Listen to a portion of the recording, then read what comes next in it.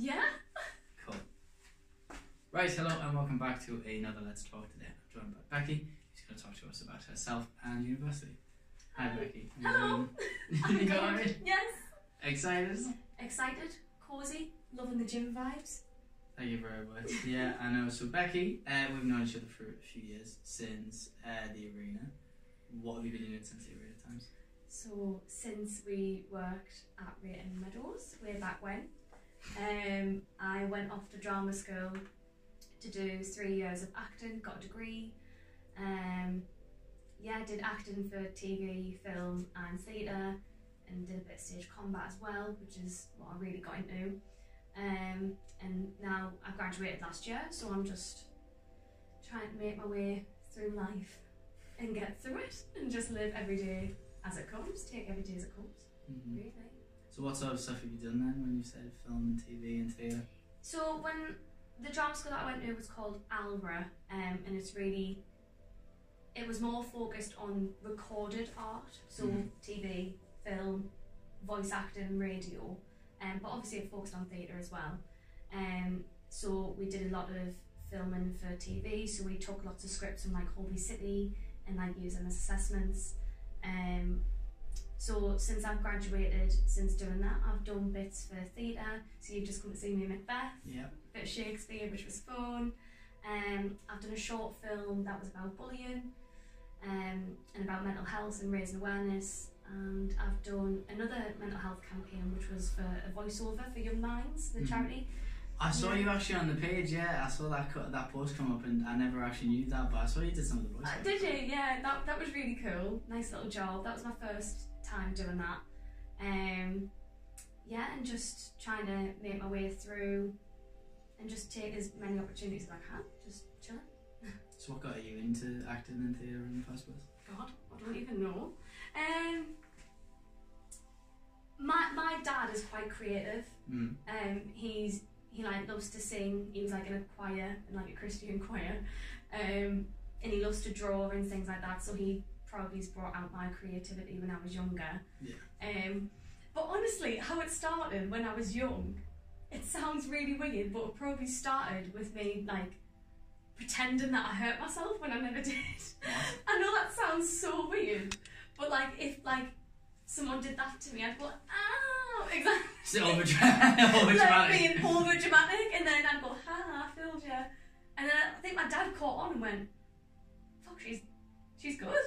Like, from that over-dramatic slap. Over-dramatic, like, fuck, she's going places. She's going places, she's got it. So honestly, it kind of went from there, and like just watching TV programmes, like watching the kids' shows, and then running around the house and like reenacting that. Like them home videos I was talking to you about today just there. Like me and my brother would make up scenarios like, oh, you're going to be the bank robber and I'm going to be the cop, and like we'd run around and make up that scenario. That's how it probably all started. And then when I was like probably about 13, I was like really, I actually really want to get into this. Like I want to really do this. So then I just did like Saturday classes, teaching, and then just progressed from there and did it at GCSE, then did it at college and a BTEC, and then luckily got to drama school. That's literally where it all started. Can you remember what your first show was? My first ever show? Yeah, or like the first like in audience. No, I'll say first show because you do like a little bits in front of parents and school and stuff. What was the first show? Like that, like in terms of like a little show in terms of... Yeah, like production wise, like not a, pantomime from the school or something.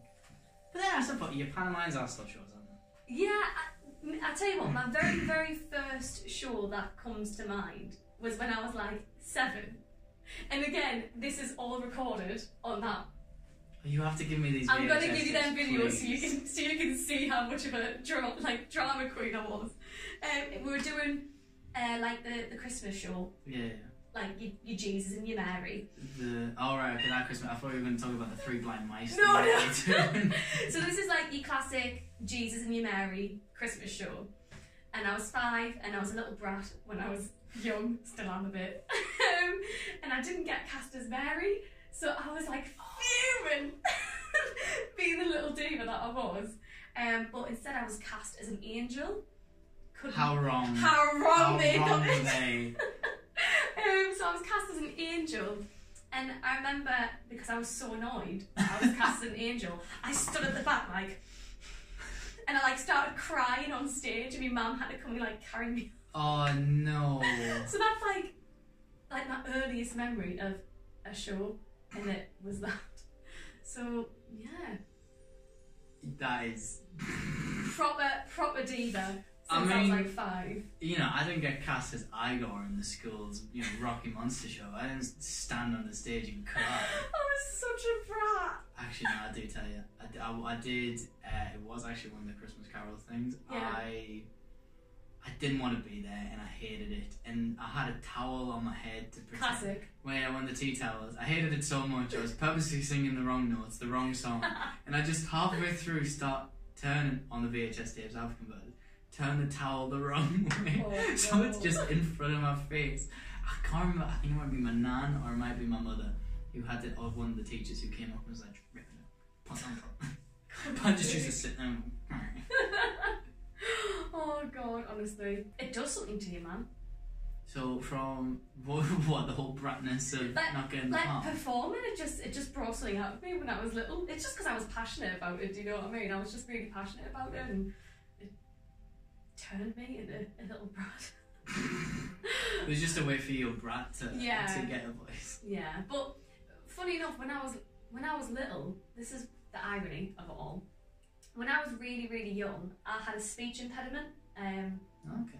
and I wouldn't speak when I was younger. Mm.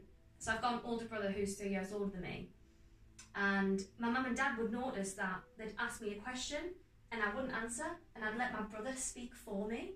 Now I didn't know this. Are you sure this is a speech impediment? Are you being like a lazy like? No. Do this for me. Honestly, I did not know this, and they said it was like you just wouldn't speak, and so it was one. I had a lisp, and I've still got a bit of a lisp now, but I just would not speak. I wouldn't use my voice, and I would let other people speak for me. And my mum and dad were talking onto it and going, "This isn't right. This is the age where I should be going."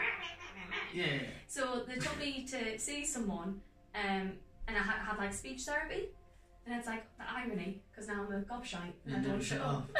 I never shut up. So yeah, I never used to speak, which is I crazy. remember we were talking about Cameron not really having social media. There's so many videos, because the only reason I know he didn't was because I tried finding all the videos from me and you and him at the arena. At work, yeah. And it's literally just like I'm sat doing my job and there's a video of you kicking us or punching us, or I get a drink thrown on my head. Yeah, just getting up to all the... It is, to be fair, you say that, it is the irony of a lot of people, especially when they do theatre and shows, and yeah, I'd say me and you are quite confident people. Yeah. Childhood, absolutely opposite, and it always is the irony of that. And Were you like that when you were younger, like quite shy? Oh, massively. The whole reason I started doing videos was because I didn't want to talk in front of anyone. Yeah. I didn't want to perform, or I didn't want to be seen in front of anyone. Yeah. I did all these videos and hid at the back of the class and was like, just there, look, have the videos, I don't want anything. And it was a way of not performing. Maybe it was a confidence thing about if the 1 or 2 shows I did do at a very young age, the fear of messing up the lines and stuff. Yeah. Now I can do it, as I was telling you about the Stavros Flatley thing. I'll run out having no preparation and wing it. Absolutely wing it. That's it. So what shows then? You said, you know, I've just seen you in Macbeth. What recent shows then have you been doing? How's the production from that Christmas one been up? So we just did Macbeth there. That was with Theatre Space, and I've worked with Theatre Space before on their Christmas show, which was Hansel and Gretel. So it was more like a family-friendly sort of pantomime children's show. Was Macbeth not family friendly? Macbeth was not family-friendly. Lots of dying, lots of blood, lots of angry men shouting. But the Christmas show was probably one of my very first professional theatre jobs coming out of drama school. So I was really lucky to have got it, especially in the pandemic. Yeah. So I was really grateful to have gotten it, and I was really grateful to be working on something during them times. It was very different processes, because with Hansel and Gretel it was a very small cast. It was 4 people, lots of multi-rolling. Yeah. And obviously it was adapted for children. And then going from that to do Macbeth, which is a much larger cast, probably 14 people, lots of fighting.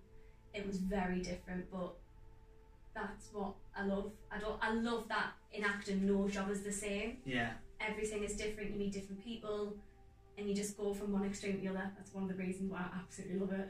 How do you feel then on like the first like few days when you meet everyone? Like, what is like the icebreaker? I'm a nervous wreck. Like, I really am. Like, I probably don't when you get to know me, you're like, oh my god, she never shuts up. But when I first meet people, I'm sort of more reserved. Mm-hmm.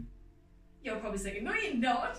I'm going to say, like, I've not been given any of this as evidence, but but working with new people, I love it. I love getting to meet new people.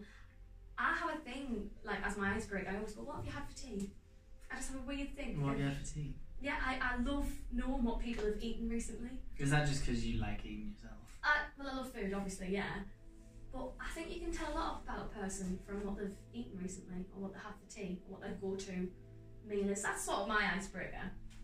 What can you tell from someone who... I'm intrigued now, go on. If they're vegan or vegetarian. Okay, right, fair dues. Yeah, you've got... You've got some. There's one. Everyone thought I was vegan. Why? Well... What, in Macbeth? Yeah, in Macbeth. So, probably 2 days in, we're talking about ordering Nando's. And then someone... You were like, I don't like chicken. Someone just went, she's a vegetarian. I went,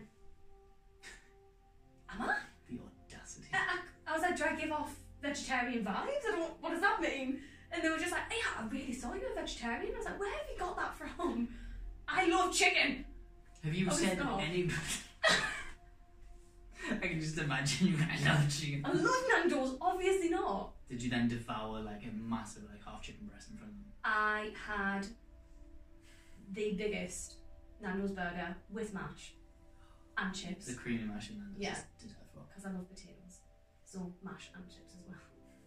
I always feel like the pets question is always a great one. What, like cats or dogs? No, not even that one. No, not that one. I would say no, because if you go up to someone and go, do you have any animals or do you have any pets? They'll either go, oh yeah, I have a dog or I have a cat, and then they'll not stop talking for about 10-15 minutes about how much they love their cats and dogs. And you've seen every photo from when they were up to, you know, the Christmas and the tutus. Or they'll say, no, I don't have one, but I quite would like it. Maybe I have to. And everyone wants a pet. Either some people want horses or cats or dogs or fish or guinea pigs. And so it's a question where like it will just get them on like their own. So it'll be the rare occasion of, no, I don't have any pets. No, I don't want one. But then they'll have usually a backup of why they don't want pets. So it's an almost go-to, never feel kind of question. I always feel like that's my icebreaker. Yeah, that's. I'm going to use that next time. Genius, aren't you? Yeah, genius. Noted. Thank you. I've never, to be fair, I mean, I've used it multiple times. I've used it on patients, to keep conversation with patients. Yeah. And build rapport, but...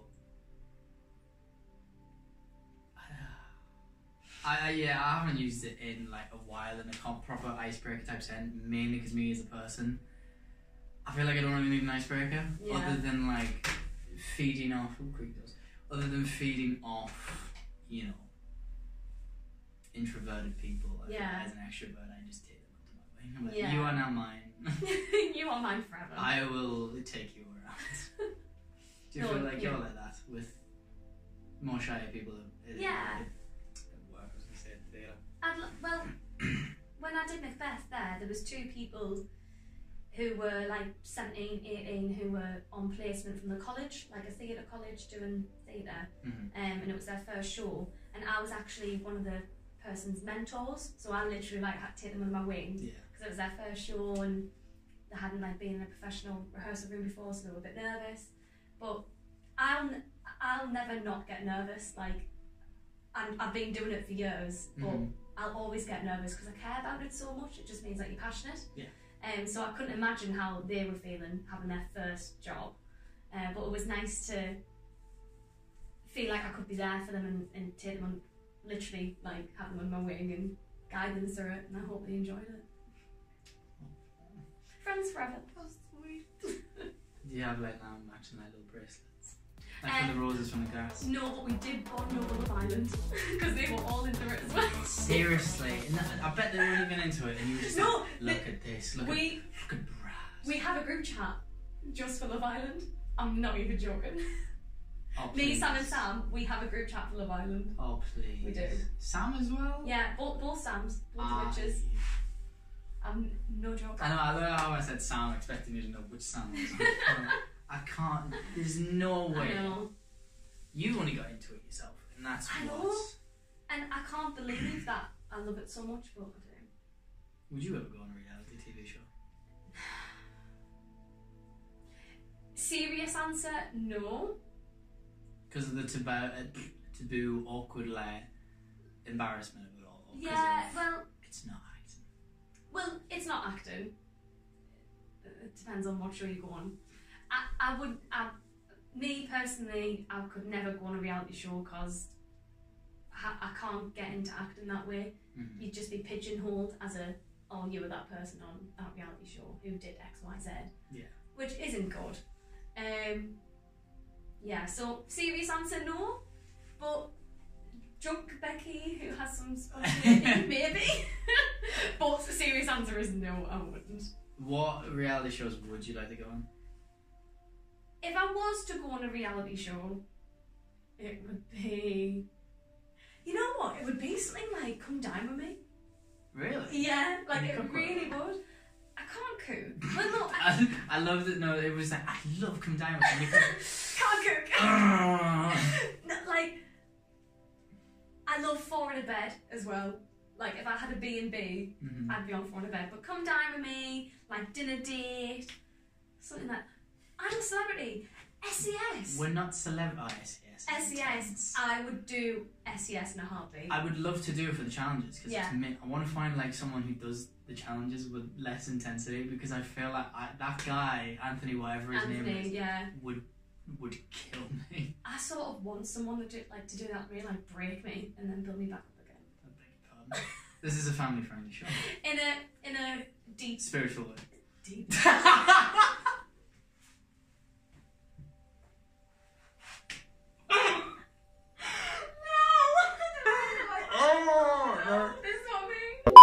I meant in like a spiritual, in a metaphorical, soulful way. Anyway, moving on. No, I mean, I'd love. The thing is, right? I would actually. They have actually opened the I'm Celeb. You know what? I feel like it's in Manchester as well. It's a place to be. I feel like that's where everything's happening. It is. Manchester. Yeah, I think it's in Manchester they've opened it, and it's like you do all the bus trigger trials. I know exactly what you mean. I've seen it. Yeah. It is in Manchester. I knew it, Manchester. Trafford Centre, I think it is. Yeah. Yes, it is. Yeah, it looks See, I want to do that, but at the same time, it's like it's not like the I'm a celeb. Yeah. I want I'm a celeb. I want Love Island with like regular like people in. I agree. Like, I want to see Derek, age 54, who's a construction worker, going against Love Derek. Andy, who's an accountant. Yeah, me too. And that would be quality entertainment. Loads of people have said that wouldn't be entertaining, but I think it would be. Yeah, because you look at shows like Total Wipeout. You look at shows Total like Wipeout. Total Wipeout's Sick. Look at like Ninja Warrior Course. Like a lot of these. Like X Factor. I know that's because that's been cancelled now. X Factor. Cool. That was classic for the corkers that used to get through the rehearsals. Yeah. That's what everyone watched it for. No one cared about the actual live shows. Yeah. You want to watch it for the regular people who come on and embarrass themselves. I feel like that would be you. That would be me. That would be you. It would. Yeah, I'd be that girl if I was on Love Island. I'd be that girl who would trip over all the time and spill their drink. Or I'd be the person who would...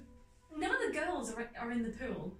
I'd have my goggles on, my cap on, and doing the mermaid in the swimming pool. I was just going to say this. No one's in the pool. No one goes in the pool. Why are people not diving, somersaulting, bombing in the pool? I hate how they walk and they're just like, oh, can I have a chat? And sit on like bean bags or something. It's like, I would not be like that. I'd be straight in that pool, mate. That's how you're going to put the cap on your head. That's the funniest part of that. Goggles, cap, the whole shebang.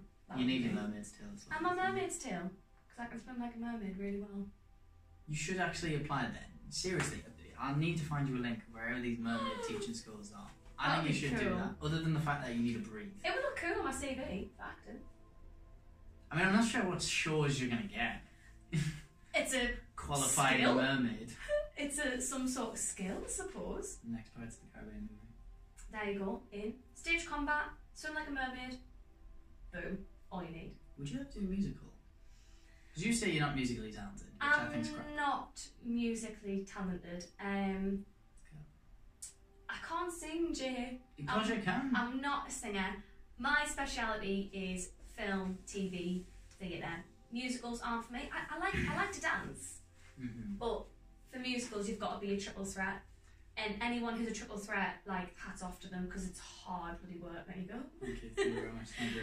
But my heart lies with TV and film. Mm. Would love to get that a bit more. Yeah, but then, like, you know, Colin Firth and Russell Crowe couldn't really sing, yet they were in Mamma Mia and Les Mis. True, but they probably had extensive training.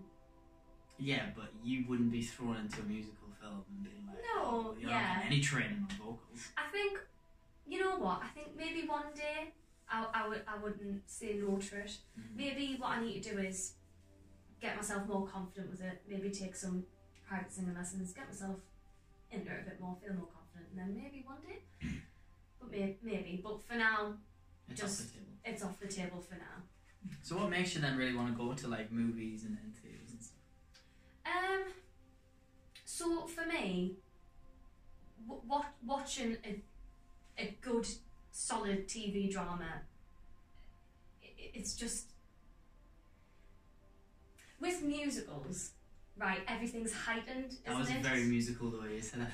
With musicals, I felt like you were actually going to break the most song down. It's musical, didn't you like that? With musicals, they're all very heightened, aren't they? It's a heightened version of reality, which I love. I love watching that. I love it, but doing it, not really for me. I love more grounded in reality and the subtleties of TV and film. I love acting for theatre, love it, but there's things that you do in acting on the stage that can't be seen in a but can be in a camera lens. So one of the reasons why I love acting for film and TV is that the subtle movements on the face can mean something.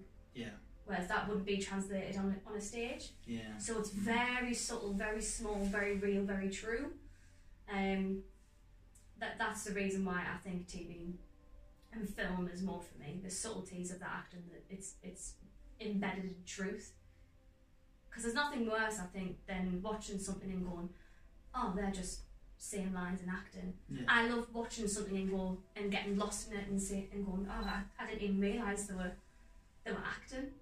I just felt like I was I felt like I was in their living room with them. Are you really good at face acting then?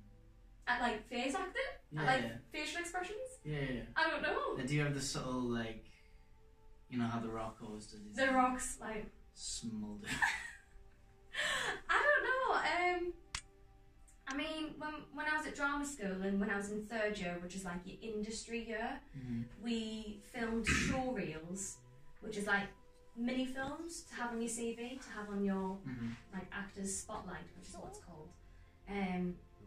So the scenes that I did for there were like two contrasting scenes, obviously like show some range. So one of them was a very serious like drama, and then one of them was like more of a light comedy. Was that in the lockdown show thing you did? Because I saw some like trailer thing for an episode. Yeah. And I don't know if that was the show reel you It was about. probably something different, because we did two things. We did show reels, which was before the pandemic, and then when the pandemic hit, and then everything got cancelled, we went, let's do something ourselves. Let's not wait. We're going to film something ourselves. So I filmed a 5-minute scene from a TV show, and so that's probably what you saw. So I'd like to think that I'm good at it, but practice makes perfect. I think you just gotta keep driving, keep going. So then, what do you know? Is it then theatre you prefer more, or is it movies and actual camera work? Like, because there's a massive difference between having a live studio audience, doing things practically, and that whole you've got to over exaggerate everything for a theatre show to give that like immersive world. Like films, digital manipulation, art, special effects all go into it, and you're then in the world. Theatre, you've got to pull a lot more stuff. So is movies better because it's easier for that world to be created for you? I wouldn't say it's easier. They're all difficult for different reasons. Yeah. You could argue. I mean, I argue with myself like, what's my favourite? I love theatre, and because at the end of the day with theatre, you don't stop. You're in that character the whole time, and you're so focused. It takes such a level of focus which is just immense, and then obviously you have that live reaction. It's different every night as well, depending on the audience. It's spontaneous. Whereas film, you could argue it's actually more restrictive, because with film, you've got to think about continuity, so you've kind of got to do things the same. So you could argue that's more restrictive and less playful than theatre. Right, yeah. So I love all of the different types of acting for theatre, film, TV. I really do. I could sit here and argue for so long about why that one's better, but that one's better. But at the minute, most of the jobs that I've had have been in theatre. I've only done a couple of short films and a couple of voiceovers and stuff, so it's something I'd love to explore a bit more. Because I've had my fair share of Shakespeare and children's theatre, so I'd like to do something a bit more embedded in the truth and more truthful for camera. Because with camera work, you've got to. It's a lot to think about, really. And at the same time, you're like, oh, someone's recording me. Whereas in theatre, you don't really worry about that, do you? Yeah, you're more. So. I mean, just look at this, you know. I know. 3 cameras for one little podcast. But that was one of the things I had to get over at drama school. I remember my first lesson for camera. I was so aware that I was being recorded that I was just like blank, so stiff, like not knowing what to do. Probably was 18. So I was at my first lesson. I was terrified. So that probably took me like 6 months to like get comfortable, calm down, and calm down. But once you do calm down, the result's amazing. Like what I loved as well is watching other people, watching other actors training, and watching them develop and get comfortable in front of the camera, because you can see when someone's at ease and when someone's comfortable doing their thing. Yeah. Because it's not good watching someone who's uncomfortable. You want to be at ease with them, and it's the most beautiful thing when you see someone just really nail it and just really be comfortable. I think that was the benefit of my family doing everything. Like, from the moment I was born, I had a camera in my face. Yeah. And I mean, most people are. There's a lot of kicking off with how many people just using smartphones filming kids, and how they. Yeah. There was an art I saw of just a person's head changed with a smartphone. It's like, oh, this is all I can see. But like we've always put a camera up and filmed all the important parts, and I think that's just got me completely used to the fact of cameras being around constantly. And, and loads of people always give me grief. It's just like, oh my god, he's cheating with his camera and he's filming everything again. But it's just like, it's just second nature to me. Not in a whole I'm young and technology's taking over, but it's from 1980, like I was saying, we've had everything. Yeah. So it does feel like even before the whole technology boom and the internet, it's just been a family thing. Yeah. I want like theatre, arts in general, whether that's music, acting, painting. I wish there wasn't such a. I don't know about you when you were at school, but people would like frown upon you if you were doing like drama or music or art. Like there was a weird, like that's whatever. Yeah, no, yeah. And it was so weird because it's art is the best thing ever. As stupid as that sounds, it's just one of the best things and most cathartic things you could do. And I hate that the government don't appreciate what art does for this country and what art does for people, what it does for the economy, for God's sake. Like, but all of it's getting slashed now. The funding for it is being absolutely slashed for the arts in schools. So I would be gutted if young kids at school at GCSE age don't get the chance to do music at GCSE or drama like I did, because it's opened up so many opportunities for me, not just in terms of acting as a career, but confidence, speaking, empathy, empathising with somebody else. Like it changes you. So I'm annoyed that the government are not appreciating it. Don't know about you. Well, in my school it was listed as 4 things. So you got art, dance, media, and I think food tech was probably put in there for some reason. But that was all put under creative arts. Yeah. So you had 4 terms a year.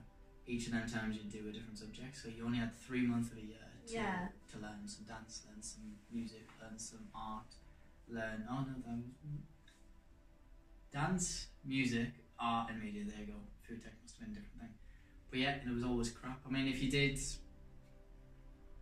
GCSEs, if you were in top sets, you did a language. If you did in lower sets, you had media. But it's not pushed massively. You know, you do 2 hours compulsory PE. You do literally 5-6 hours a week of maths, English. And what's ridiculous as well is, especially nowadays, they're always, people learn differently, more people are academic, more people are creative. So why do we have to choose to do the creative ones and not the academic ones? Yeah. I'm much better at art and dance and media than I ever was at maths, English and thingamabobby. Me too. But I never did any of them as much as I did the others. Yeah. And I think it's ridiculous how schools still just stick to that. Yeah, it's just such an old way, in closed-minded way of thinking. It just doesn't make any sense to me, and it just makes me really sad. And they're cutting B-Tech, they're cutting the Oh B-Techs. god, yeah, I've seen that in the papers as well. Yeah, they're completely scrapping the B-Techs in performing arts, and that's just heartbreaking. Yeah, especially considering that the amount of people I know who did B-Techs, just for either ease, for that's their level they were working on, or because that was whatever they were interested in, it was really B-Tech level. So it's crap. And I mean, you see theatres everywhere. Like the show I want to go and see is Play That Goes Wrong down in London. Play That Goes Wrong. It's great. Unreal. I've seen it. We're going. I've saw the BBC show on TV, and I've watched some of the online ones. Where me and my sister actually won the Magic Goes Wrong one. Oh, how nice! We did that as an act for New Year like 2 years ago. Class. And they took it down. The actual like, copyright. The actual company. So the Magic Goes Wrong, the variety performance they did at the Royal Variety shows. We did that for New Year's Eve. So we basically like copied the act, we changed it a little bit to match our family audience rather than a Royal Variety audience. But the actual company, it wasn't just an automated strike of, we've noticed some copywriting here. The actual company had watched the video, manually flagged it for copyright, and then had to send their show off to YouTube to get it removed. So I had a little letter and I had to do a little apology. So the irony of me now going to watch a magic show goes wrong is quite funny, and I feel like my wanted poster will be on the doors. Do not let this man in. Yeah. But that's the show I really want to see, and it's in London, and it's listed as the only show that's now getting pawn. I know Lion King's been advertised to come back and a few others, but it's crap to think it is. It's like everything's back to normal, but none of them are allowed. Throughout the whole of the pandemic, the arts and theatre has just been treated as the bottom of the pile. They don't appreciate how much theatre actually contributes to the economy and how many people actually work in the theatre. Not just as an actor or a dancer, but behind the scenes, stage managers, lighting technicians, sound technicians. It employs so many people. So during the pandemic, obviously everyone lost their jobs, which wasn't great. But no, the government just don't appreciate how much it actually does. And it's great that Andrew Lloyd Webber, I don't know if you know about this, but Andrew Lloyd Webber, obviously one of the richest theatre people in the world, his production of Cinderella got cancelled, which is fair enough, that's annoying. But think of how many other people have had their shows cancelled who aren't as rich as Andrew Lloyd Webber. It's great, the West End is brilliant, but there's more to theatre than the West End. There's regional theatre, and regional theatre is really frowned upon because it's not London. But not everything's London. I love a good local show. I love a local theatre, a local show, regional show. Not everything is centred around London, which needs to get in the bin, because some of the best theatre and best experiences get in the bin, please. Some of the best shows I've ever seen have been in Manchester, Newcastle, amazing shows. So more funding needs to be put in to regional theatre, I think, because it's great, London's great, but there is more to theatre than just London, in my opinion. Yeah. Which shows do you recommend? Which ones have been great to see? I saw a brilliant one-woman play at the Royal Exchange in Manchester, and it was like I've never seen anything like it in my life. It was a one-woman show, and it was a gig play, so it was like a gig / a musical / a play. Okay. So inventive, so crazy. This one woman on stage with a guitar, singing, but then playing like 5 different characters, and it was basically about, it's called Bloody L, but spelled bloody in the name L. Yeah. And it was basically about her being a lesbian in the pandemic and dating.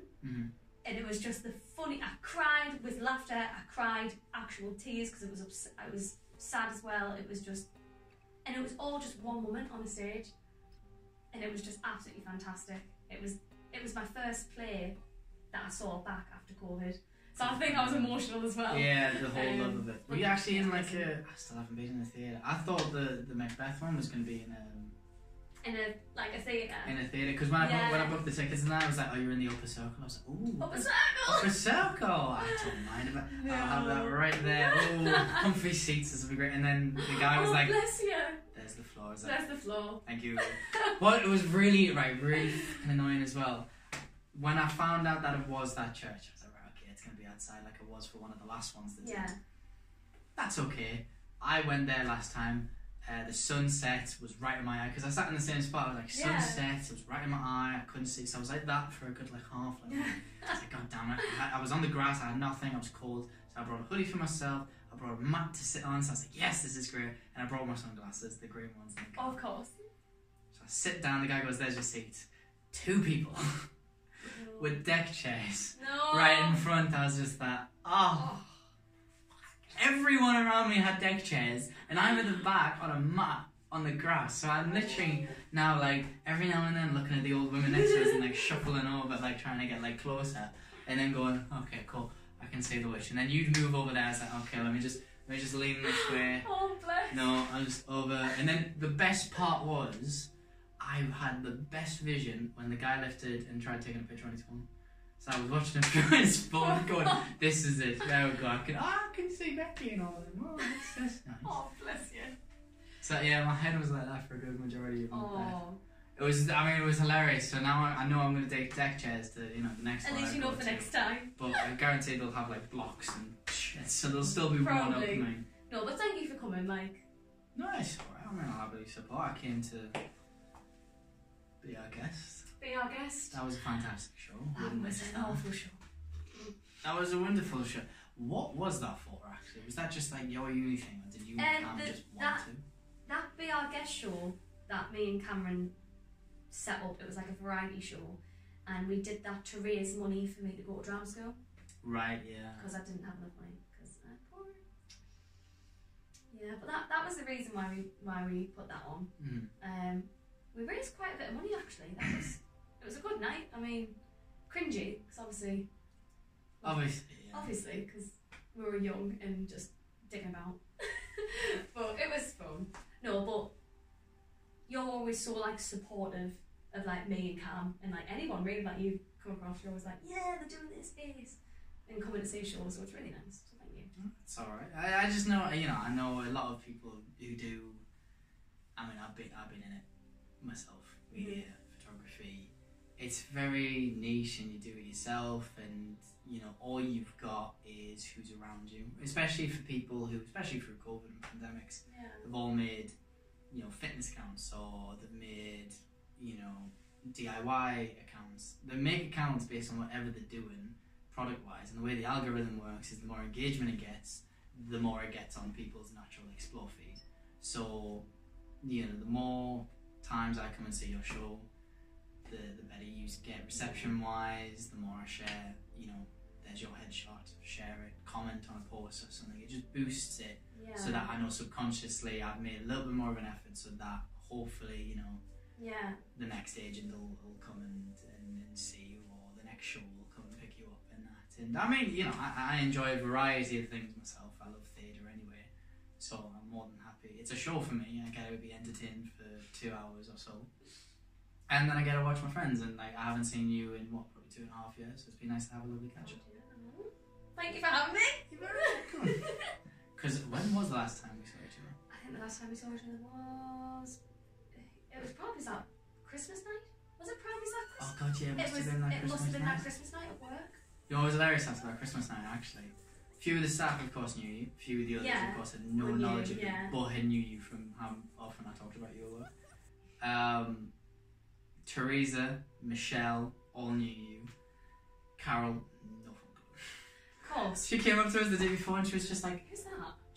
Who was that? And I was just like, it was Becky, you know Becky, and they were just like, I don't know who it was. Who did she work here? I was like, yeah, it was a staff too. And she was like, God. Carol then had a massive heart attack. And she was like, has she worked this Christmas? I was like, no, she, worked in the past. Yeah. But she came back. I think you might have done 1 or 2 shifts when you came up, did you? Or not really? I don't think I did any. No. I don't think I did any. You meant to. I feel like you were meant to. I feel like I was. Came to the Christmas I feel like I was meant to, and then it never happened. Was I meant to? I think I put you back on the books. But I just never got for a week and nothing came. Looked at the books. Who's Becky? Becky, yeah, put it down.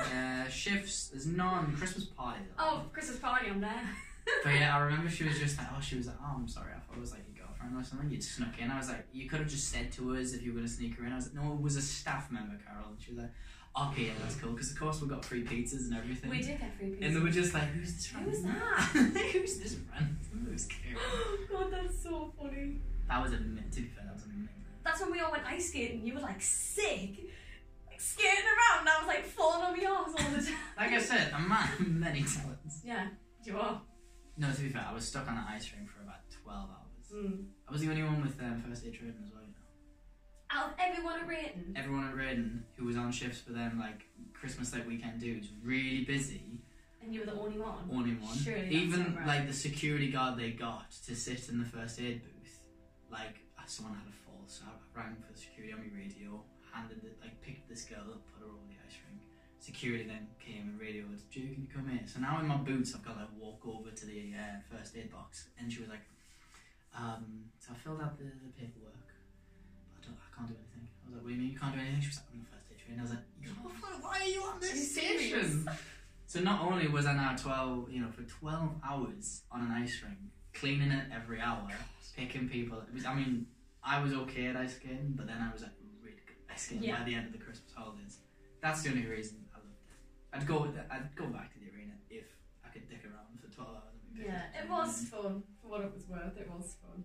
We had good times. It was when we were there, because the old owners didn't care. We just got left to our own devices. We were the managers. You definitely were. Me and Dylan were the managers. You just got away with absolute murder all the time. Yeah.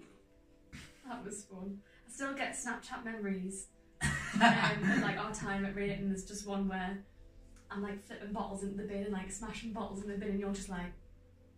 I use that. That's the thing. You know how I'm like every time I talk. There's 2 stories. There's one, your first shift when you came with us. That's the story I tell every teaching session or anytime anyone goes. How did you deal with conflict as a manager? And secondly, why I've got damaged eardrums.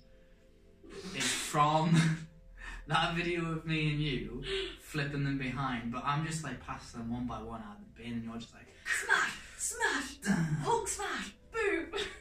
You'd miss every single one, then you'd quickly dab. Massive dab. So every time, like, oh, why can't you hear very well? So just watch these videos, listen to the clanking sound. Oh god, that was fun. This is why I've got bad eardrums. And then it was your I don't know if you remember this or how well you do. One of your first shifts, it must have been a kids' football presentation or some presentation. The queue was 2 hours long. And this guy came up to the bar and ordered like 6 Fosters and like 3 vodka cokes or whatever. Massive order because he was sick of waiting in the queue, so he was getting a pile on.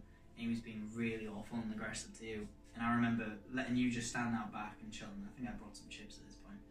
And then I went and dealt with him and like calmed him, well, not even calmed him down. I just pissed him off more to the point where he didn't want to talk to me. And then did his order and fucked off. And I came back and I made sure you were okay.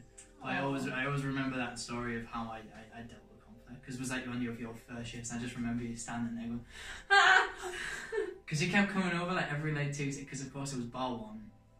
So I always go on bar one with whoever I teach, and you just kept going, what's this and this? What's this? Where's this and this? And class still use. I'm like, this is how you do it. And he was getting frustrated, and I was just like, fuck off. I do vaguely remember that. I mean, God. As good for you was a traumatic experience. I imagine you just probably like battered it. Blocked out my trauma. But it's character building. Trauma is character building. Using contemporary dance. Yes.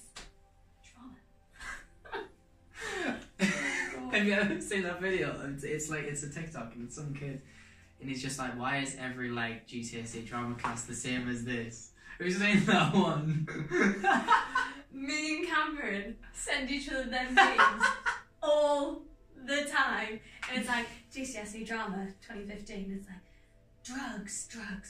Don't do it. No. Yes, it's that one. Say no to drugs.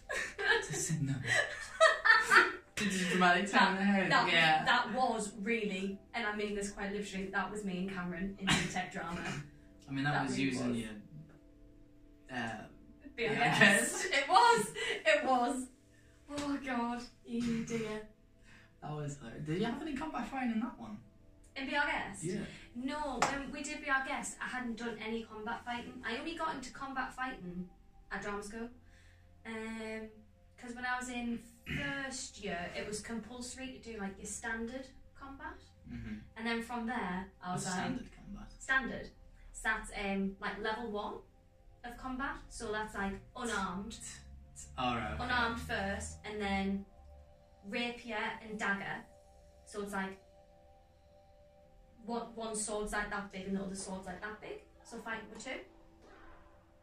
You're holding 2, or it's someone and someone? No, so they've got 2 swords, I've got 2 swords. Right, okay, so that's level 1? Yeah, that's level 1. Oh, okay. And then I remember doing that and I did really well, and I went, this is sick. This is really cool. I like this. And I went on to do intermediate, which is when I did quarterstaff, which is like a big stick. Mm-hmm. Long sword, which is like your classic Witcher, big ass sword. And then I did knife, which is like just a small knife. And then I like how it progresses at level 2, huge stick, level 3, massive level stick. 4, dagger, yeah. And then I went on to do advanced, which was case of rapiers, which is 2 long swords, which is quite like, it's like fencing almost for that one. And then I did sword and shield, which was sick. And then I did broadsword, which is slightly different to long sword. Not the 200 one. Yeah. So I fell in love with it. I always thought I had a bit of a... I'd never done stage combat before drama school, but I always had like an instinct that I would like it, because I'm quite sporty. I love like doing stuff that's physical. Yeah. So when I eventually got here, I went, this is it. I'm gonna really work on this and like use it to my advantage. So I'm gonna constantly work on it. I'm doing a course in 2 weeks to work on some more weapons, and hopefully I'll get to the point where I'll be confident enough to do it in like maybe film, TV, The Witcher, please. Cast me! And that's a subtle hint. Not a subtle hint. Anyone from The Witcher's watching. Cast me, please. So does it only go as like melee weapons, or do combat like also include like long range weapons and stuff?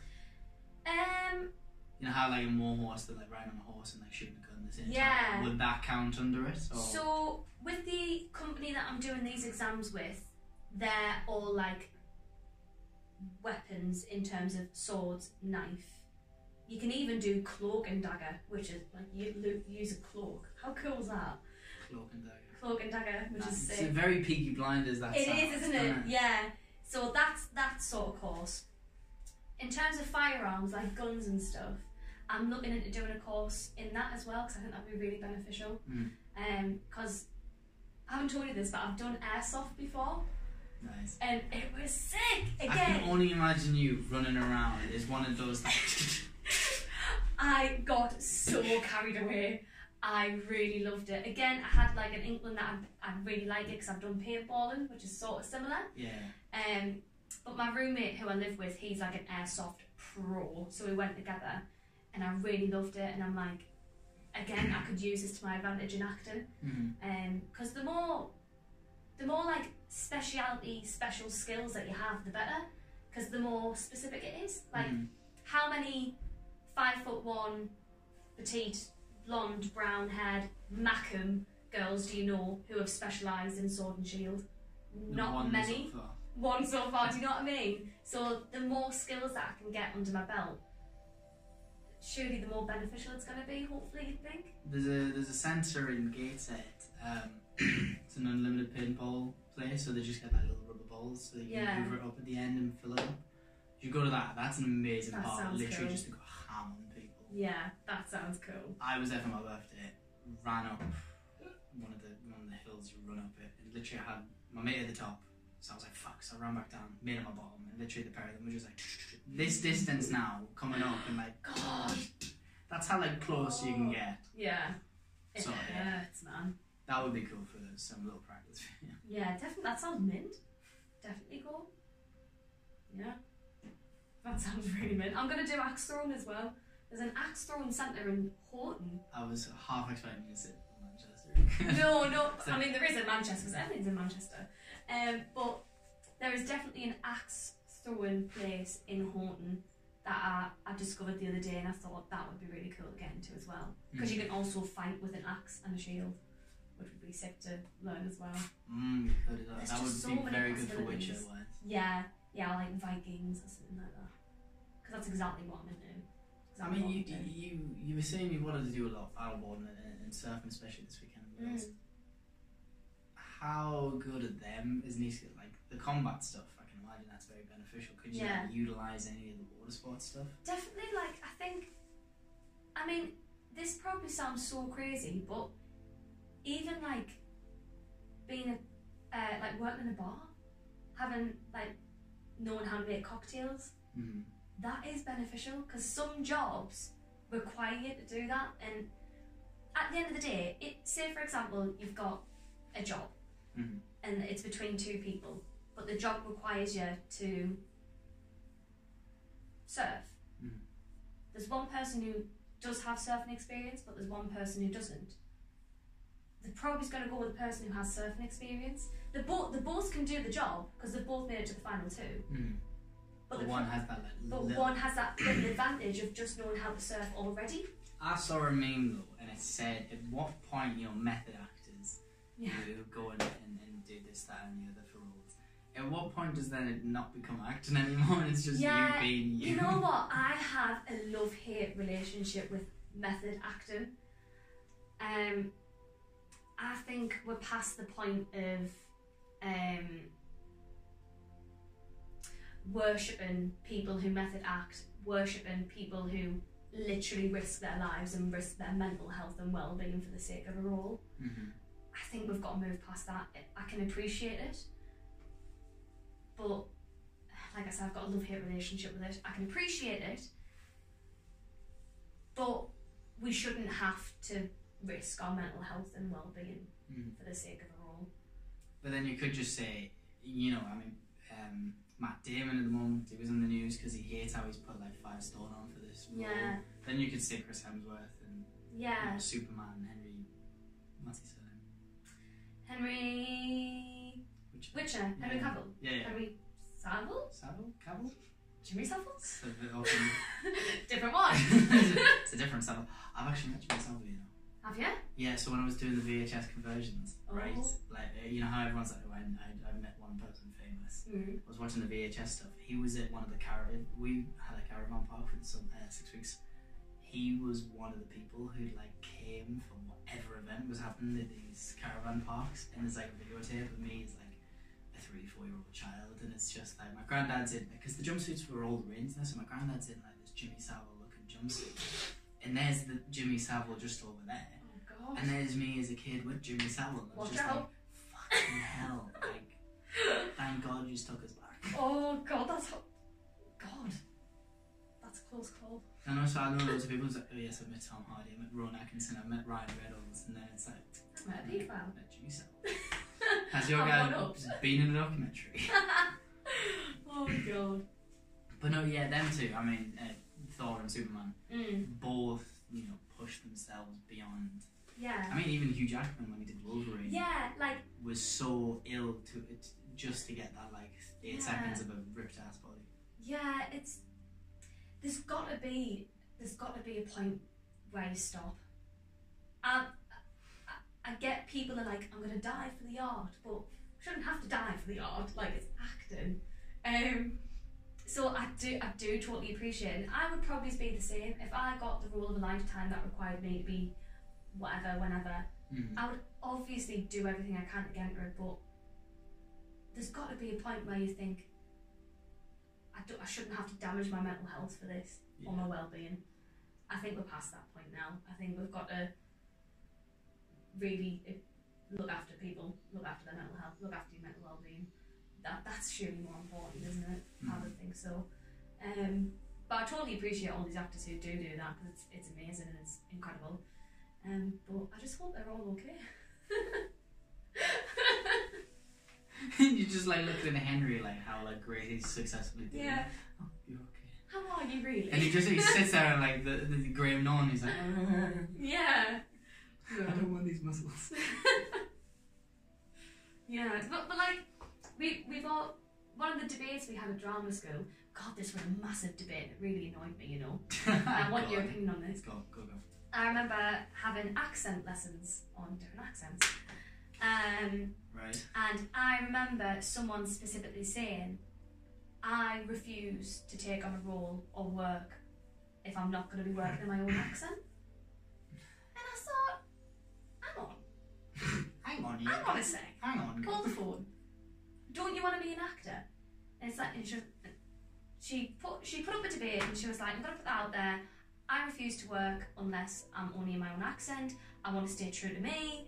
And it's like, the point of acting is to be somebody else. Yeah. That is your job. You're meant to act like someone. Like somebody You else. can't, be in the Alien film, the year 3,000,000,006 as an extraterrestrial. It was crazy. Why, man?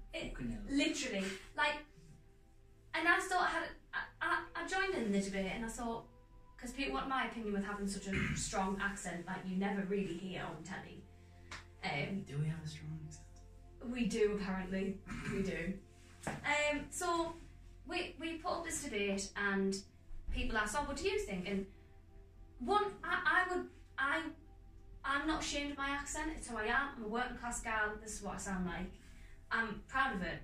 Accept it. I like how I don't hear it until you then just had to justify you speaking it and I start hearing it. So I would love to use my own voice if it's required for a role. Say Vera, ITV Vera, that's filmed in the North East. You would require a North East accent. Yeah. So that's great. That's one of the scenarios where I would work with my own accent, which is great. But if a role came in and said, can you audition for this American piece? I'm not going to be stupid to say, sorry, I can only work in this accent. Because what's you're limiting yourself. You're only limiting yourself in what opportunities you've got. That would be so niche for her. I'm not asked where she was from, but let's say she was from, she was a Markham or a Geordie. How little shows are set here, or made here, or how characters with our accents are ever used. Yeah, there definitely should be more voices like this on the telly, because I never grew up and saw someone on the telly and gone, oh, they sound like me. I never did.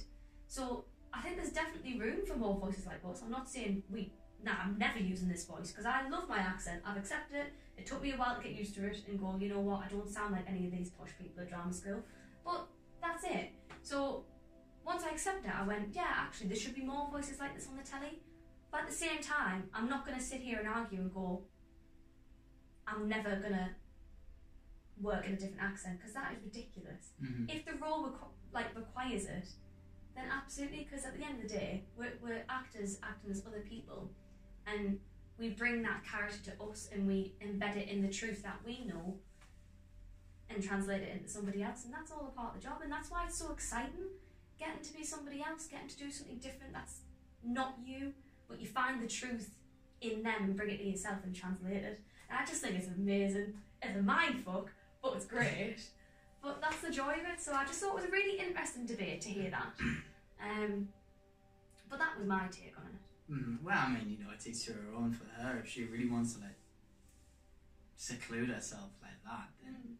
But yeah, I just can't imagine a lot of people, especially if you get into acting, like you know, what you get into is just a vast, diverse range of whatever you're capable of. You can act like. Yeah, like I'm not going to sit here and say I'm the queen of accents because I'm absolutely not. I can do my own accent. I was going to say, how many accents can you do? I can do my own accent. I can do your general American. I can do RP, which is like... What's RP? RP is received pronunciation, which means basically posh. Go basically. On. Oh, God. What do you want me to say? Hello and welcome to the podcast. Hello and welcome to the podcast. Oh my God, yes.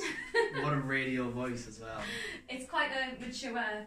It's just very clear. It's sort of like your BBC News. Sort of.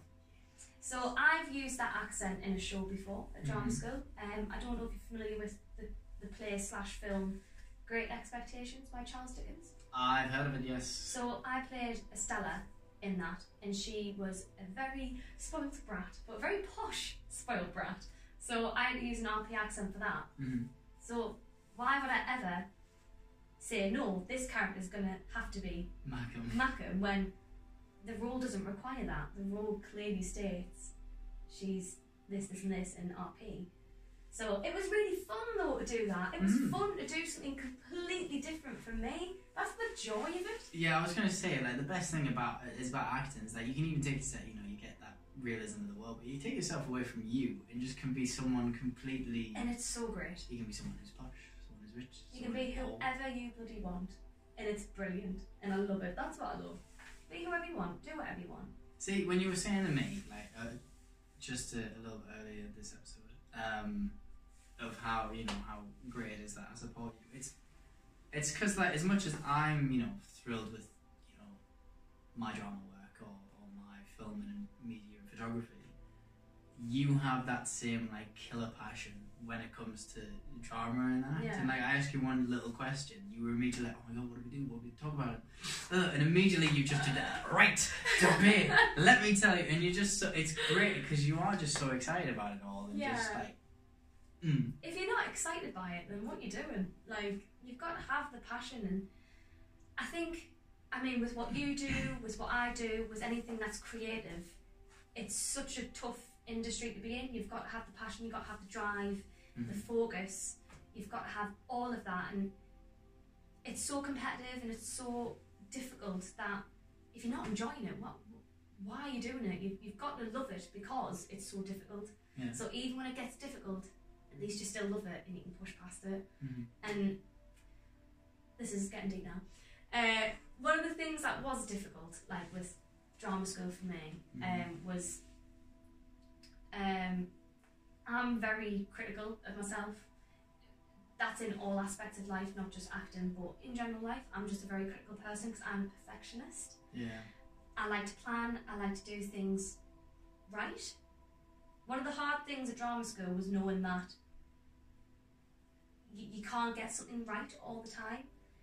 And actually, sometimes when you get things wrong, that's when it's better, which sounds weird, but we always say strong and wrong. So do something strong with confidence, follow your instinct. It mightn't be right, but something amazing might come out of it. Which was really hard for me to let go of because I was like, no, I've got to do it the same every time. I've got to be prepared. But actually, you do all the preparation and you've got to be prepared to let that go and be totally like vulnerable to change. Yeah. Which is so crazy and sounds so wanky. But it is, and it's beautiful. Please say that in the posh accent. It's so wanky.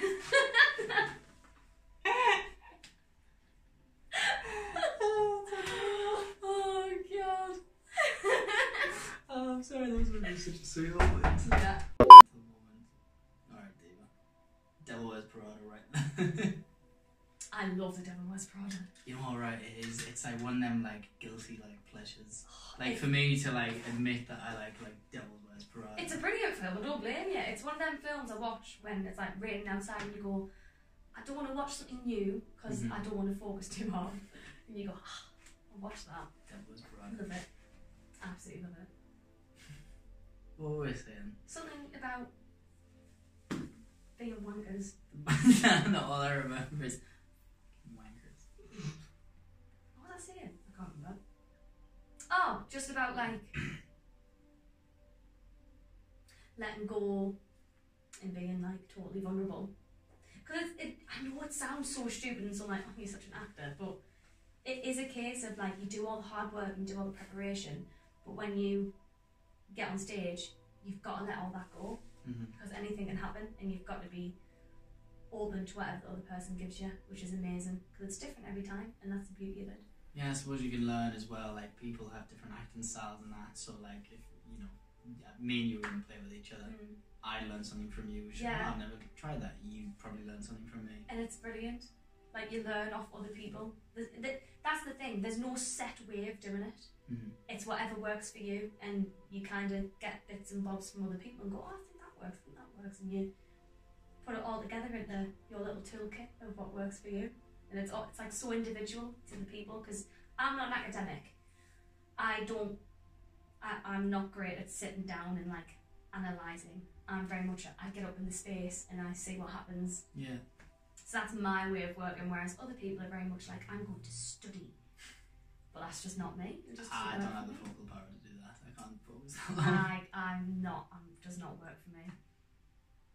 But that's the beauty of it. It's just, it works for different people. People have different styles, different ways of working, and that's just one of the best things about it. Yeah. That's lovely. I think that's a nice little way to sort of segue out. Yeah. Is there any, I mean, feel free to leave any of your links, any contact details, if anyone wants to get in touch, see your work.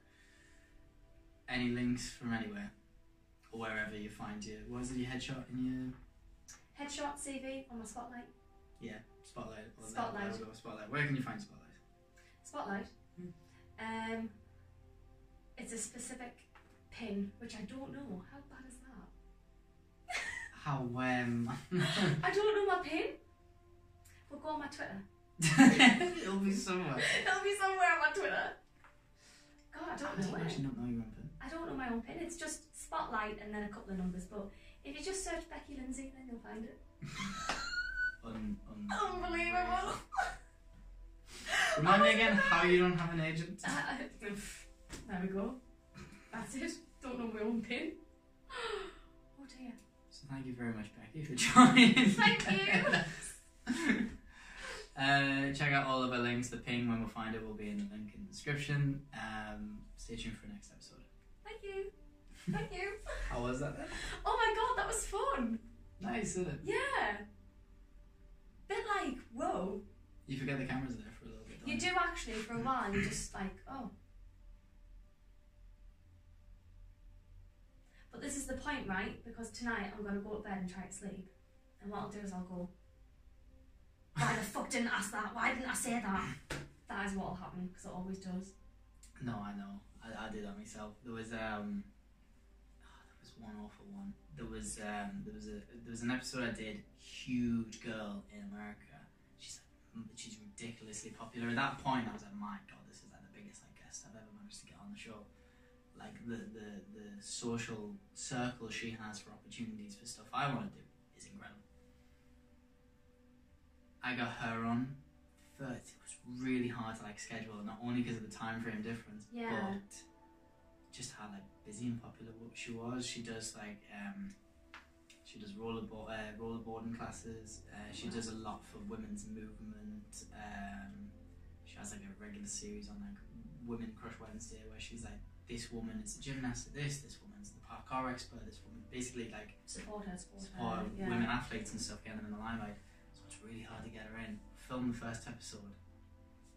I didn't record the audio on my side, and her camera crashed on her side halfway through. No. So that's why literally just last night I jumped, because I remember that some reason from something you said. I was like, fuck. whatever's happened again. And so literally we had a beautiful 2-hour conversation. It flowed from this, that and the other, and I couldn't use anything. I tried like piecing anything together from stuff I had on my side and stuff she might have had. I had nothing. She sent us all of her stuff that she had, but she was like, I only have like the first 20 minutes of the 2 hours. Oh my god, that is guttering. I was like, fuck. And we pissed it off, because then I was like, do you mind if we do it again? She was like, absolutely no, it was my fault the camera didn't work. We can do it again. So like, thank you so much. Oh, bless. We did it again, and I tried. Maybe it was my fault that it didn't feel right, because I tried getting it like it was the first time. First time was just so natural and flowed, and easily went into like all the pinpoints that I had on her anyway of what I wanted to talk about. So I tried doing that again, and it just didn't feel. It just felt a bit more like, Yeah. And that always terrified us. But yeah, it's mad how you do forget that there. Yeah. At times. But half the time I do have to sort of remember to turn my head this way, just so audio and visuals both. Yeah. No, it's been fun. You've got a right, like, good setup here. This is great. I know, thank you so much. I love it. I mean, that's the ring light anyway. I usually have, it's awful because everything's in the loft now, so I have, there, as you can see, it goes off. I have a nice big backdrop. Usually some of the times I ask the guests anyway, so there was a woman I did, the last one I've done recently, she has her own studio, so she has a lovely like orange couch and some flowers around, so I thought, lovely backdrop. And I like to make it personal for each person, which I mean gym-wise isn't your personal, but for like them I try and make the backdrop somewhat to do with them, or like in their environment, so it makes them feel more comfortable. But yeah, I have a white backdrop, if not, with 2 big studio lights. The ring light, which then holds the phone if needs be. That camera on that tripod, this camera on this tripod. I've got that camera up there as well, which has a 3rd tripod, and then a gimbal with another camera, which usually, because Amy, once she clicks play, it'll be easy. She'll then have all these just on record until she hears the beep from one of them, and then she'll go around with the 4th camera and do them cool, like cinematic, like podcast like type feels. And we've done that for 1 or 2 episodes. Insane. I want more, but it's, you know, when I do a setup like this, I think 3 angles is quite impressive. For it is, to be fair. A lot of editing. Oh god, yeah. How long does it normally take, like, to edit all of it? It used to take a good couple of weeks. But I think from the intensity I've done it, I've quite mastered the art. So this, however long this is, will take me that plus 30 minutes, 40 minutes. So what I'll do is I'll sync them all together. So all these cameras will then be overlapped on each other's sync. Make that into a compound clip, where then I can literally click 1, 2, 3, 1, 2, 3 and jump between the angles. Is that on your Mac? That's on my Mac, yeah. So then all I have to do is watch. So that'll take about 15 minutes to sync them all anyway, or maybe 10, 15 minutes.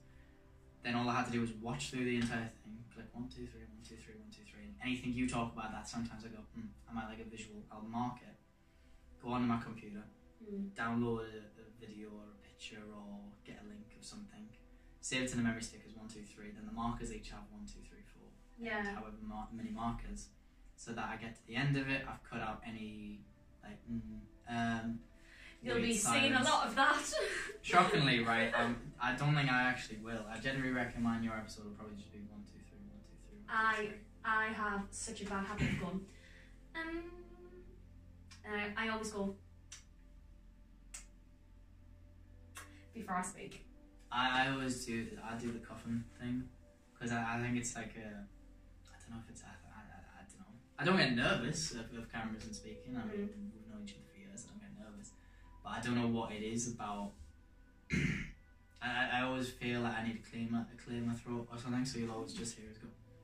That's the thing at Alra. Like, you were told basically because you just get analysed, and we'd have lots of lessons where we'd analyse each other, and we'd pick up on each other's habits and like point them out. Oh god, talking about getting insecurities to people going up. I mean, it's a fine line, isn't it, between assassinating someone. Yeah, so we did it in a nice way, but you have to know your habits. They're not bad habits, they're just what make you you. Yeah. You need to know what makes you you, so then when you're playing a different character, you don't bring the habits from you to the character. Right. So again, like I said, my habit is before I speak. So knowing that, I can know not to do that when I'm playing a different character. Another habit of mine is my eyes. Your eyes. From like first year of drama school, a lot of the feedback I'd get was, Becky, you can't look people in the eye. And I don't think it's a nervous thing, I don't know what it is, but I mean, you can see I'm doing it now, I'm looking at the floor. Mm-hmm. But when I've seen videos of me doing it in acting for theatre. When I'm trying to have a conversation, I'll go like that and I'll look away.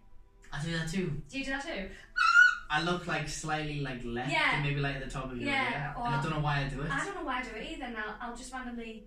I was doing it. I felt so rude as well. When we were sat at the beach and that, I was on the chair and that, and all of a sudden, like I could feel my eyes just like. And a seagull like flew by, and I was like, "Fuck, hang on." I do it too, and I don't get it, but now that I know that, I'll consciously, when I'm working on a different character, will get it out of my body to make sure that I don't bring elements of me to a different character, because I'm not being me. Mm-hmm. Do you know what I mean? You make other things your character. So a guy that went to drama school, he didn't, obviously this is very exaggerated, but his stance was like that. He had his left shoulder down the whole time. So we while acting? No, him. That was just him. Just him. His stance was sort of like that. So we'd walk around the room and we'd look at how people walk, and then we'd like imitate it. Right. So when it came to imitating this guy, everyone did that, obviously massively exaggerated, because it's normal for him. So because he knew about that, he would actively, when playing a different character. It's crazy, and it seems a bit brutal, but I want to go to one of these classes. I want to know what mine is. It is a bit brutal, but you've got to be a little bit brutal to learn, I think. I know apparently I've got like a bounce to my walk. A bounce to your walk? Yeah. I'll have to analyse you now. I know you'll probably have to like... I'll just be watching you go. Because we were sat at work and we were like, oh, you can hear when the manager's coming because they've got this walk, or like Sinead's got this walk, or this person's got this walk, and yada. And then I was just like, do I have one? No, I went, yeah, you've got your bounce. And I was just like, oh, okay. I didn't realise I had a bounce, but apparently I do. That's great. But it's amazing, like, these little things make us who we are, and it's not a bad thing. It's just, in terms of acting, we go, oh yes, I do that. Oh yes, I do that. And then going, I'm going to put them in a box because we're playing a different character. Which is great. Love it. That's mad. I feel like I do something else, you know. Really trying to not think back to all the videos I've watched of me doing stuff. My roommate does this a lot. All the time. For no particular reason. He'll just be talking, and he'll do that. And my other friend goes, It's great. It's so great. I was going to say, I don't do it, but I know my foot. It's why I have an issue with squatting, actually. In year 9 French class, I was sat on the back table and I thought I'd be cool and stick my legs up and stuff. Oh no. The lad on the desk in front grabbed my foot and went... So like... What? Yeah, so my entire foot ended up like the wrong way, so it's how like... It ended up like that, but it's why now, when I stand with my knees forward, this is slightly... As you can see, like, it's not straight anymore. So it's... Oh God. That's something wrong with my foot. It's why like squatting and that used to be so difficult. Yeah. And I've got to use like a plank of wood to stand on. Damn. But I mean, that's not something you can really like imitate. No, like... Yeah. It's like asking a disabled guy to imitate this kind of... Yeah, that's... no. My friend Luke, oh God, he wouldn't mind me talking about Luke. He's got lots of habits, bless him. He stands like this. Oh. All the time. He's so cute. All the time he stands like this. All the time. And he played Pip in Great Expectations, who was like my partner. And he would stand like that, and I'd go, that's you. That's Luke's feet. That's not Pip's feet. Get rid of them. Luke. Yeah. And then I go, you're doing Pip's feet, stop doing Pip's feet. Oh, it's a proper like Charlie Chaplin thing. That's It is. I don't know, like proper pigeon feet, penguin feet, it's so weird. But what makes him him? It's great. Oh, it's so cool. I might have to actually do that. Because I said, like, for New Year's Eve, we always, like, do, like, fancy dress and stuff. And I said, like, for COVID, why don't we just dress as each other and stuff? That would be great, and seeing how people interpret you. Yeah, I might do that. That would be brilliant, definitely. Obviously, when people interpret me, they go, ee-oo-ah-ah, and I'm like, it's not. I actually don't know what I would do for you, you know. It's just not something. That's what people do for me. Scarlett Johansson thing, I'll just do. God. I don't know. I'm not hard to say that as you. I think I don't know what I would do for you. I don't think I'd immediately jump to monkey. Monkey. It's because everyone thinks I'm a Geordie and I'm not a Geordie. I'm like, that really fucking pisses me off so much. You know what's really worse? Like, you know when I was telling you I was going through Europe and stuff, they don't fucking know Sunderland. All they know is Newcastle. Yeah. So like, oh, where are you from? I was like, oh, I'm from Sunderland. Where's that? Oh, Newcastle. Near Newcastle. Oh, so you're a Geordie. Yeah. I can hear it. I'm like, bane of my life when I moved away. Bane of my life. Is that all Manchester people say to you? Yeah, absolutely. What's Sunderland? Don't know. Newcastle? Yeah. Oh, so you like a Geordie? I said Geordie Shore. No, I'm nothing like them. Like, it's all people know us from is Geordie Shore. what an insult. No, I'm not like them. Yeah, but I actually did an accent lesson once, teaching people how to do my accent, which was really fun. How did that go? It happened. People immediately jumped to Geordie. Now we all know the difference, won't we? Yeah. Between Geordie and Marin. There's slight differences, but there's some similarities. But everyone just jumped to paper, roller coaster, pooper, scooper, and I'm like, I'm not. Listen to what I'm saying, because I'm not saying it like that. I say pooper, scooper, not pooper, scooper. But it was really interesting because that's immediately what people jumped to. It was really interesting too. There was a lass in the hospital. She's from the West. She was blown away at the fact that, I don't know if you say it, maybe it's just me that does it. Maybe it's me lazy at speaking, but I say dinner. Dinner? Oh no, I said dinner. Instead of like, oh, I do not know. I don't know. I don't know. I said something the other day. But she was just like, you just mumble that into one word. Didn't know. No, I was said, like, I know. I don't know. I know. She was like, how's that 3 words? Yeah. I do not know. She was like, how did you do that? Accents are fascinating. Like, I love that about our accent, that we can just turn it into that and we'll know what we're saying. Oh yeah, 100%. Literally, it's another language. It is. It can really sound like another language. I said something the other day, and I did not realise it was a North East thing. 6 and 2 3s. Yeah.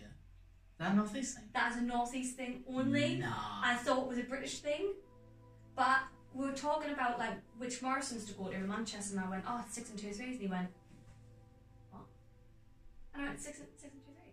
That is no way. What does that mean? What does that mean? I was like, it means it's the same. And he was like, I've not heard of that in my life. And I was like, are you sure? No way, that's a North East thing. Apparently it is. Yeah. Load of shite. I couldn't believe it. I feel so betrayed because I really thought it was a British thing. What else did I say? What does that have to do with the price of milk? Yeah. That's North East. North East. That is crazy. Crazy. Like, it's it's hilarious. Like, if you go to any European country or when you travel, everyone usually knows English as a second language, but it's either American English or like the Queen's English. So then as soon as you start whacking on that, I don't know, they have no fucking clue. What are you saying? And it's hilarious to like not only you have to translate your own English. It's funny. Because you can't just speak English to someone who knows English. Yeah. You've got to do the Queen's English for them. Yeah. And it's hilarious. Like because I went away with Lachlan, so me and him were like we were talking to a group of Slovakian people who spoke. One of them spoke very broken English, one of them none. The other one was very good, but again, it's like American English. So me and him, we were talking, and we made sure that he understood like every word we were saying. And then he would say something I'd forget. I'd be like, oh yeah, me and Lachlan went and did that. It was kind of funny. And he's like, it is. It's what? It's mad. That's what they don't understand. Mad is the best one to explain because that's mad. Like as a good thing. Yeah. Mad. Yeah. And that means it's not good. You're angry at it. Yeah. It's like, no. It's mad. Like I've said it with excitement, so it's good. It's good. But if I went, oh, that's mad. Yeah. Then that's not so good. Yeah. But if I said I'm really mad, then I'm angry. Yeah. It's hilarious how we do that to things. I was explaining to Lewis, my flatmate, a couple of months ago, like canny, because it can have different meanings. And I go, oh, that's canny. Yeah. And I go, what does that mean? I go, it's good, it's alright. And I'll go, I can't do that. What do you mean? What do you mean? It's good that you can't do that. And I was like, no, canny in that situation means I can't. And he was just like, what? It's like mind blown. Yeah. Like Spanish, if you go to Spain, Spanish is Spanish. If you come to England, English is only Mac and Jolly, Liverpoolian. Yeah. Londonish. Yeah, and loads of people are like, oh, I'm going to England. It's like, oh, I'm going to London, I'm going to Europe, I'm going to London. It's like, there's definitely other places other than just London. Like Americans, like if you were to meet an American, you'd go, where are you from? And you'd go, England. They'd go, oh my God, you're British. And obviously think like, is that their accent as well? Yeah, and then obviously go, oh, you're from London. No, I'm from Sunderland. They're like, what the fuck? They just think it's just Greenland and London. Yeah. That's all they think. That's all they think of, isn't it? You know, I didn't realise we have Stonehenge in our country. Yes, we do. I didn't realise this, and I didn't know it was at the bottom of the country. I was down in, I passed London. I went to see a friend in London. Then I went to see a friend in Southampton, I think it is, or Portsmouth, or whatever. Is at the very bottom of this country. And then I went over to Somerset. And as I was driving, I looked and went, fucking hell, that looks like Stonehenge. Then I saw a sign directly in front of us that said Stonehenge that way. I was like, fuck. You don't know that? I didn't know that. I don't know where I thought Stonehenge was, but I didn't realise it was like in England, not so far. Yeah. I was blown away, which made me realise,